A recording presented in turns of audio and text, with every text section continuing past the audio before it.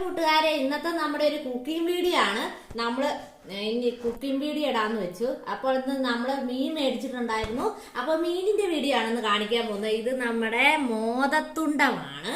മോദത്തുണ്ടം കഷ്ണമീനാണ്. ഇത് ഞാൻ കഷ്ണമാക്കി മേടിച്ചതാണ്. അവര് കട്ട് ചെയ്ത് തരുവേ. അപ്പൊ മോദം നല്ലതുപോലെ കഴുകി എടുത്തിട്ടുണ്ട്. ഇനി നമുക്ക് മീൻകറി ഉണ്ടാക്കിയാലോ. അപ്പൊ മീൻകറി ഉണ്ടാക്കാൻ വേണ്ടി വേണ്ട സാധനങ്ങൾ സവോളയുണ്ട്. ഇപ്പൊ സവോള ഞാനിപ്പോ 2 സവോള മീഡിയം സൈസിലുള്ള സവോള എടുത്തിട്ടുണ്ട്. നീളത്തിൽ അരിയുക. പിന്നെ അതിനുശേഷം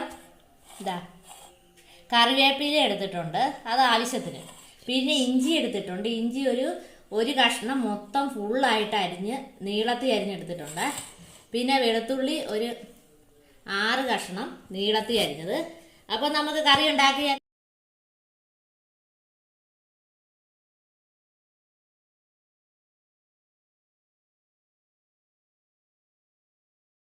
ഒരു 10-11 ചുള കുടംപുളി എടുത്തിട്ടുണ്ട്. നമ്മളെ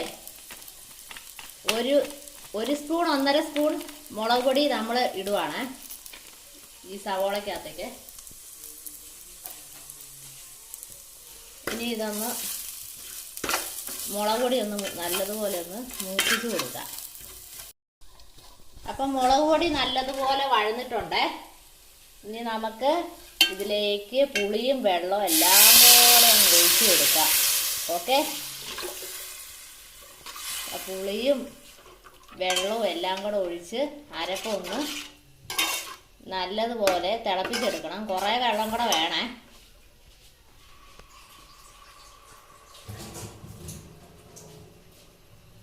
ഇപ്പം മീൻ എന്തേരം ഉണ്ടോ അതിനനുസരിച്ച് വെള്ളം ഒഴിക്കണം. അപ്പം ചാറ് വേണമല്ലോ, അപ്പം വെള്ളം വേണം വേകാനും ഒക്കെ ആയിട്ട്. അപ്പം വേണ്ട ചാറൊക്കെ നല്ലതുപോലെ തിളച്ചിട്ടുണ്ട്. നമുക്കിതിലേക്ക് മീൻ കഷ്ണങ്ങൾ ഇട്ട് കൊടുക്കാവേ. ഇതാ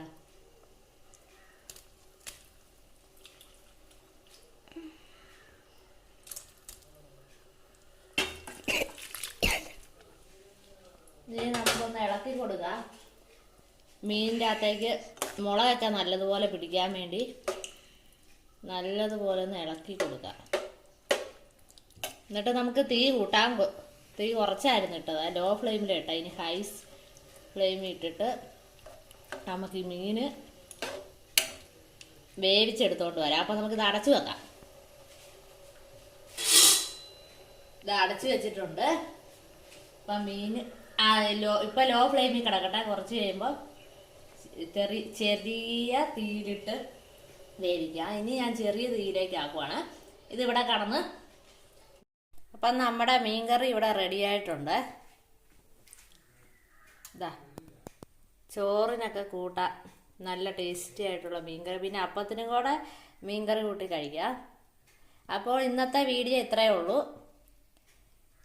വീഡിയോ ഇഷ്ടപ്പെടുവാണെങ്കിൽ എല്ലാവരും ഒന്ന് ലൈക്ക് ചെയ്യുക. പിന്നെ നമ്മുടെ ചാനലൊന്ന് സബ്സ്ക്രൈബ് ചെയ്യണം. എല്ലാവരും ഫുള്ളായിട്ട് വീഡിയോ കാണാൻ ശ്രമിക്കുക.